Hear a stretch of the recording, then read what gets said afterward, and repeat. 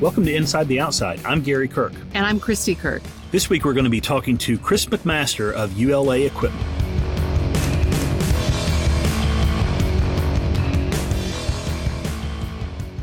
So, Gary, we have some big news to share on the podcast this week. We sure do. We're welcoming Outdoorsman Outfitters to our sponsorship lineup. I just got off the phone with Avery Flynn to lock down the deal, and things are looking good. He, as part of this sponsorship, is going to build us a custom rig, tarp, hammock, quilts, the full 9 yards. And I've got to say, after talking to him, this is going to be a one-of-a-kind setup. Well, that's super exciting, and we look forward to sharing photos of this rig on our Facebook page with all of you and on Instagram. And then there are going to be some opportunities to win some gear in the future for our listeners. So that's pretty cool. So stay tuned. More exciting news and giveaways coming. Yeah, we've got a couple things that we're working on it's hard to believe, starting to approach the holiday season. Oh, no. It's just July. Like those of you looking forward to Christmas already, you're rushing things. Let's just enjoy the summer. Well, I'm looking forward to Halloween. It's not too far around the corner. I'm just going to enjoy the summer. Okay, well, I'm looking forward to a little bit of cooler weather so that it won't, exhaust me and dehydrate me so much just to get outside. And I'm talking about walking to the vehicle to go to work. Yeah, I've just started a half marathon training program in July in the South. And the heat's hard. But if you're smart and you have a good training plan, you can make it. So tell me a little more about this training plan, because how can you train to be that active in the heat? Well, you think about it. You plan. So you train in the evening when it's getting cooler, or you train early in the morning, and you have to do things to keep cool, like have a cool, wet towel waiting for you in your car when you finish, carry water. That's really important in this terrible heat, and listen to your body, slow down, take some good precautions. And then a great tip that I have not tried yet, but I'm sure I will, is you get pantyhose and you stuff them with ice and tie it off. Oh, that sounds sexy. And you wrap it. No, it's not. And you wrap it around your neck, or you put it on your head under your hat. And then as you run, the ice melts. And then you just have, little hose that you can just toss or throw in your pocket. You don't have a big pack that you have to take around with you.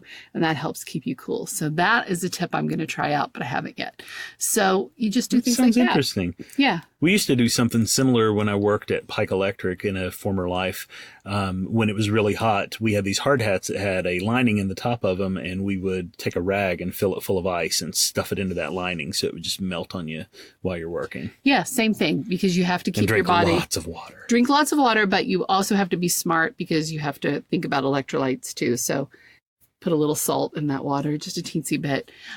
Maybe some lemon and a little tequila. Lemon and tequila are not helping you at all. In fact, well, I listen to my body, and I'm staying in the air conditioning. Yeah, so you're not doing cool. anything. If you're just going to sit on the couch, have all the tequila you want. But if you're actually trying to do something outside, drink water, watch your electrolytes, and cool yourself internally, have the external cooling as well with the ice and the cold towels and that sort of thing, and listen to your body and slow down.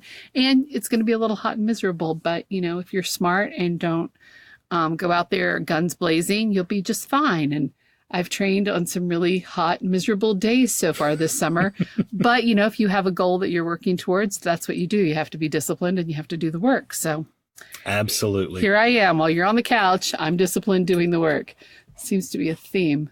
Well, I'm doing research when I'm on the couch. I've been watching a lot of Jeff Meyer's YouTube videos, finding out how to make some cool soft shackles and Evo loops. And, I've upgraded all of our rig recently. So you'll reap those rewards the next time we hit the trail. Except I'll be 5 miles ahead of you. Hey, You'll be bringing up the rear. Yeah, whatever anyway, it takes. We all hike our own hike. We do. Anyway, I hope you're, having some great training outdoors and enjoying The summer. Yeah, all jokes aside, get up and get out. It doesn't matter whether it's hot or whether it's cold. Enjoy the outdoors however you want, whenever you can. Yeah. It's never a wasted moment. No, but you always have to be prepared no matter what the weather is. And you always have to make smart choices so you are prepared. And if you do those things, you should have a good time.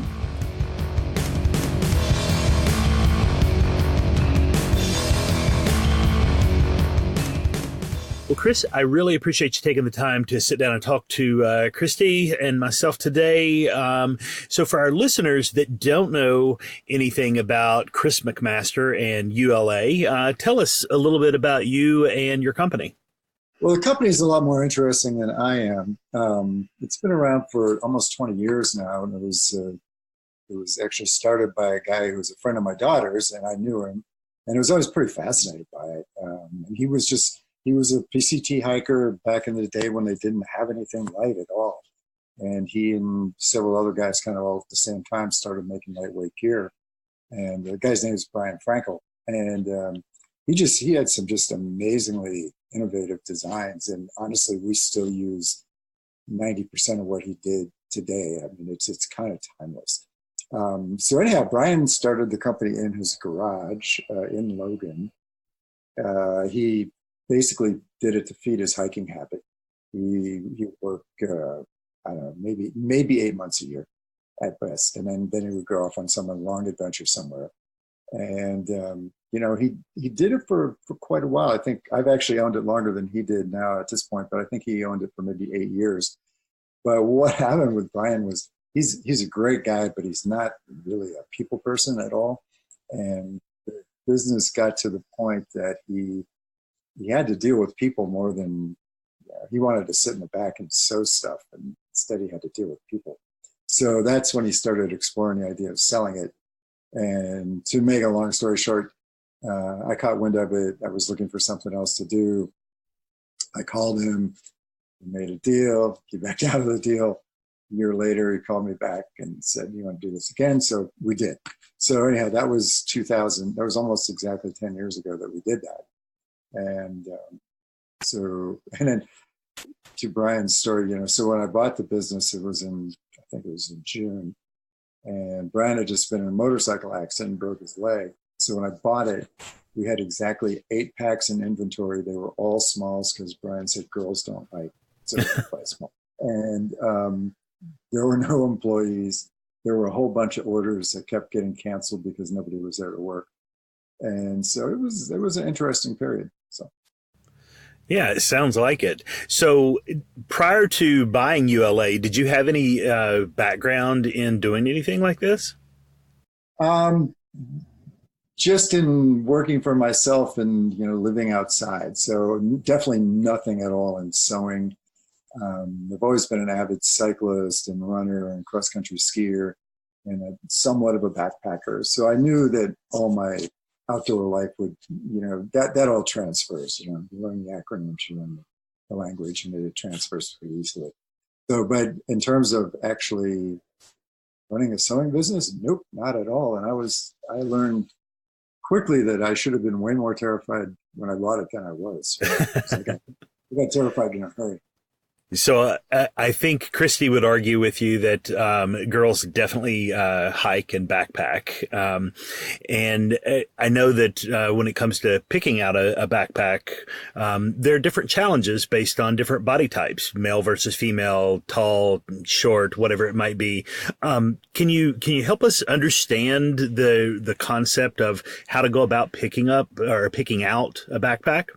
The first thing was we realized that was kind of foolish because we knew a lot of women that backpack. So we started designing packs that worked a lot better on women than the straight out ones that Brian had. And now it's really close to half our, I'm just going by names, I don't really know other than that, but it's really close to half our business.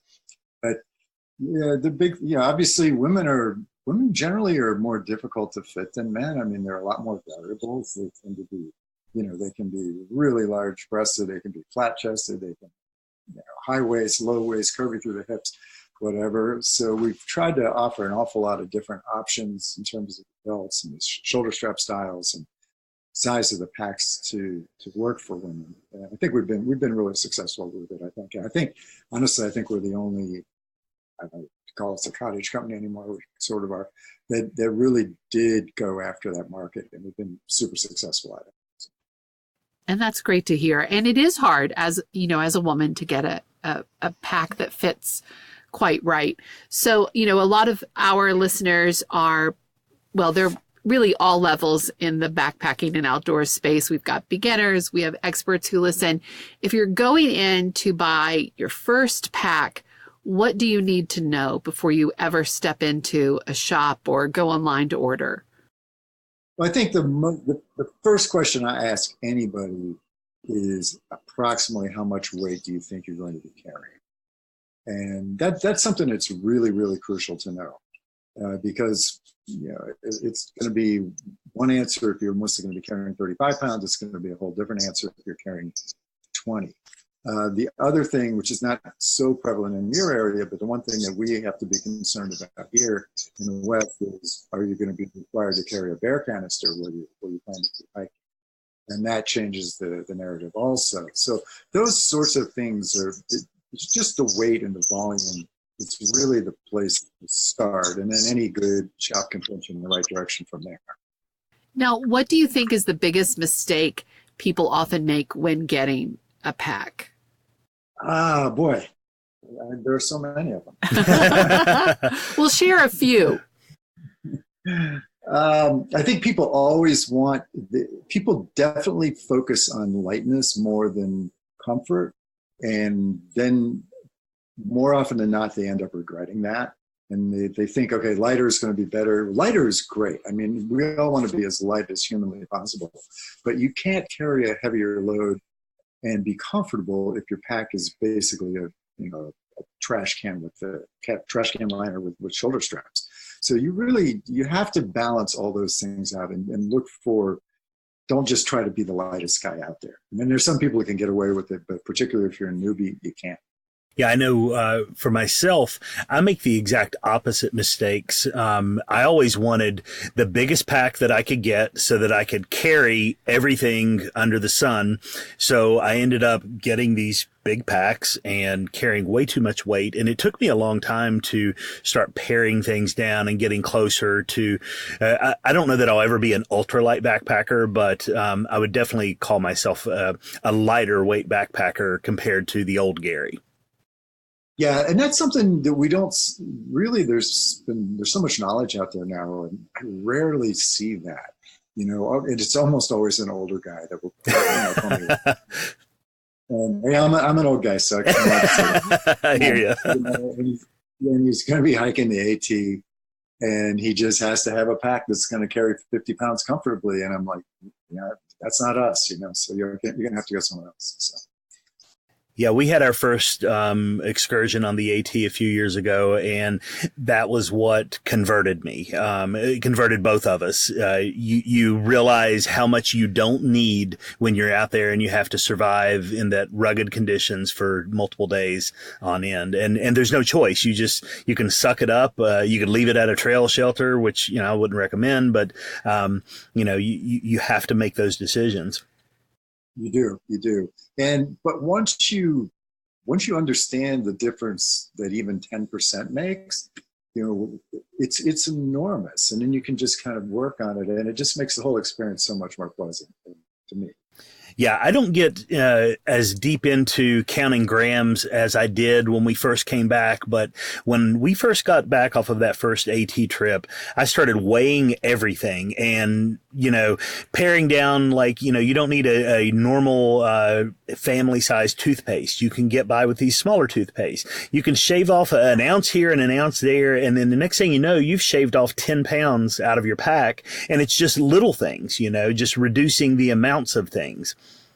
Right, absolutely. And with the gear that's available now for a really reasonable price, there's kind of no reason that someone can't have a base weight of in the 15-pound range, which is going to keep you plenty comfortable and safe, for a reasonable amount of money. And that puts you in a really good place, because that means you're going to be mostly carrying in the mid-20s, which is a heck of a lot better than carrying in the mid-30s. So out of the packs that you have, I did a little bit of research before we did this call. And first off, it's hard to set yourself apart in this world because a quick Google search told me that there are nearly 300 American backpack manufacturers out there. How do you set yourself apart? How do you get known? Because I also did some searches to see where ULA popped up in like the top 10s or the top 15 lists on these various websites. And you did typically show up, and on the sites that you didn't show up on, there was usually somebody advocating for you in the comments saying, "Hey, have you not heard about ULA?" So what do you guys do to make yourselves known and different than the average backpack manufacturer? Well, mostly, the one thing we've really focused on is customer service. And I think certainly customer service, certainly making a lightweight, durable, but comfortable pack. And because that's kind of our niche, we've been, if you look around, you'll find this. We've been the number one pack on the Pacific Crest Trail and the Continental Divide Trail for the last 4 years. We're usually number one or two, number two usually on the AT, because that's a little more of a little different mindset on the AT, but still we're one or two on all of these major trails. So when people start seeing us, and then they start talking to people like, "Hey, who are these guys?" And that's how we've gotten known. We don't really advertise too much, although you've seen we do have the pop-up ads. It's basically just good service, good packs, and word of mouth.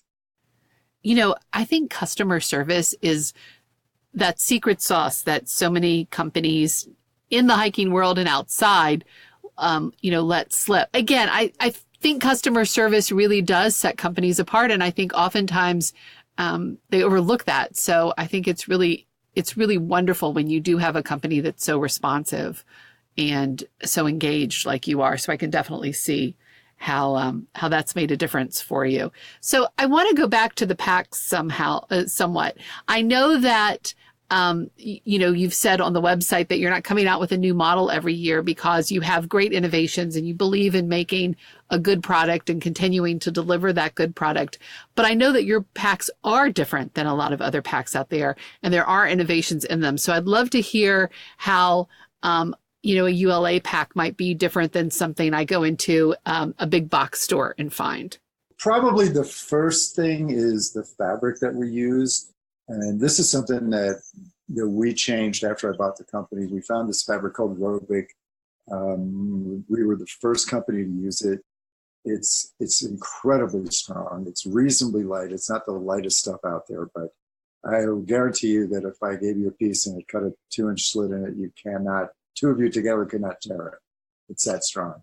And so that's something that, people can't really see, but the reputation gets out there like, hey, these packs are pretty darn indestructible. And so, there's certainly that. There's definitely an attention to quality that we get by sewing all our own stuff and being completely responsible for it. And we really feel that, we are completely responsible for anybody who's carrying our pack at 100 miles from nowhere. And that's how we build them. So we do things, again, stuff you can't see, that like we bar tack every seam is really triple sewn. They're bar tack, they're sewn with a double needle, and then they're trimmed and sewn again with a double. So we just never have seams blow out. And so that's, it's not particularly innovative. It's just a lot of attention to detail and a lot of attention to making them strong. And that's a place where a good cottage vendor can shine, because the big box companies are often outsourcing this kind of stuff. And you can tell when you pick it up that corners are cut. These little details really do add up. Right. And, a lot of the people that people call cottage companies now, they're all outsourcing their sewing. There aren't a whole lot of us that still sew everything in the U.S. I know of like 4. Oh, wow. I'm sure there's some really small ones I'm sure that I don't know about, but yeah, I know about 4 or 5, maybe 5. Yeah, and you mentioned fabric. Something else I noticed is there's a particular sort of pattern that is indicative to a ULA? You can spot it from a mile away if you see somebody carrying one, not just by shape, but there's that pattern. Does that play into that particular type of fabric, or is that just a ULA particular design? What is that? Well, so back when I bought the company, the fabric du jour was what they called Dyneema, which is really just a 210 nylon with a white crossweave of Dyneema threads.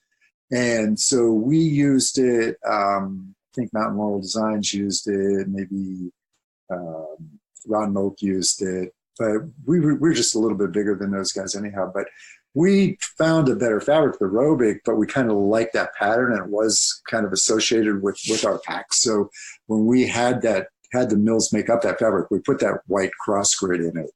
And we now have it in, I don't know, 7 or 8 different colors. But yeah, so it has been something that's just been part of our packs forever. So. Yep. Well, I like it. I like the look of it. So we've talked about packs. Let's talk about you. So you are an avid outdoors person. You've been one for looks like a long time. I did stalk you a little bit online and find out that you're actually not originally from out west. You are a East Coast guy. What kind of experiences do you have as far as the outdoors from East Coast to West Coast? What do you like? What do you don't like? That kind of thing. Well, so when I was a little kid, we had a house behind the big woods, it seemed to me, and that's just where I spent my whole life. And, as soon as I got done from school, my mom kicked me out of the house, and, I had to come back to dinner, and that was it. So I spent my life in the woods. There's a place that was just really comfortable, and I read just a ton, of anything to do with outdoors. And so eventually, when it came time to go to college, I ended up going to Colorado State because I really wanted to move out west. And so that really was the first place I ever did any serious backpacking, except for some really small stuff with the Boy Scouts, back east. So that kind of wet my whistle for, living under the big sky. I did move back east for quite some time, but back out here now for about the last 15 years. And but it's kind of hard to think of anything outside that's done without a motor that I don't enjoy. So what is your favorite kind of outdoor activity? I know you said pretty much anything without a motor, you like it. I know you said you like to ski as well.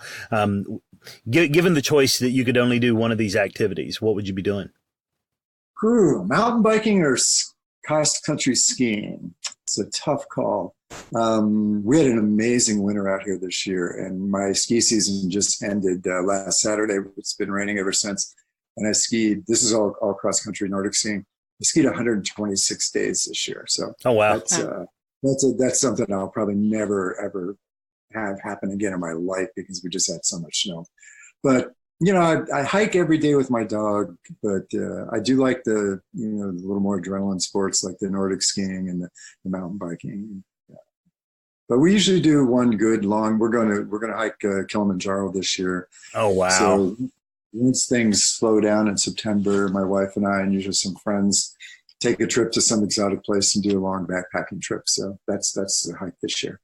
So which one of your packs will you be taking on your Kilimanjaro trek? So on Kilimanjaro, you have to have porters. So it's not like you can do it. I like that kind of pack. Machu Picchu is the same way. A lot of these ones that are pretty popular. So actually, I am going to be taking one of our duffel bags, which I'm going to hand to a porter, and then I'm going to be just carrying a small day pack, the Photon. So. Makes sense. So given the opportunity when you do go out and you have to pack, do you have a particular one that you prefer? It really depends on what I'm doing. If we go, like when we go to Europe, and I used to circuit for that because I was usually carrying 25 to 30 pounds, and that was great. But on my own, a lot of times if I go out, I like to go fishing, and so I carry more stuff. So I'll carry a catalyst. So, hey, I own the company, so I can take whatever I want. Yeah. That's the good position you're in. Whatever you want, it's there at your disposal. The circuit is by far our most popular pack. So we sell as many circuits as all our other packs put together. Before we wrap up, do you have any words of wisdom that you would like to pass on to our listeners? Well, it's the same with any sport that you get into. Don't go buy cheap stuff to start. Buy good quality stuff. It should last you for, a long, long time. And, do your homework. Look around. I mean, there's so many sources of information now. It can almost be overwhelming. And particularly in our case, don't be afraid to pick up the phone and ask somebody a question, because we love to talk to you. Fantastic. Well, Chris, we really appreciate you taking the time to talk to us today. I'm sure the listeners will really enjoy that. All right. Thanks. Thank you. Inside the Outside is proudly brought to you by the following sponsors. Terrapin Outfitters. Terrapin Outfitters is an innovative company that specializes in developing clothing and gear that enhances people's enjoyment of outdoor activities. Check them out at terrapinoutfitters.com. Outdoorsman Outfitters. Outdoorsman Outfitters is a cottage gear company designing, manufacturing, and delivering high-quality backpacking and camping gear to help you enjoy the outdoors. Check them out at outdoorsmanoutfitters.com. If you're enjoying the podcast, please share the show and leave us a positive review wherever you listen. And follow us on Facebook and Instagram. Look for the handle Inside the Outside Show. For links to these sponsors and other things we talk about on the show, check out our show notes on our website at InsideTheOutsideShow.com.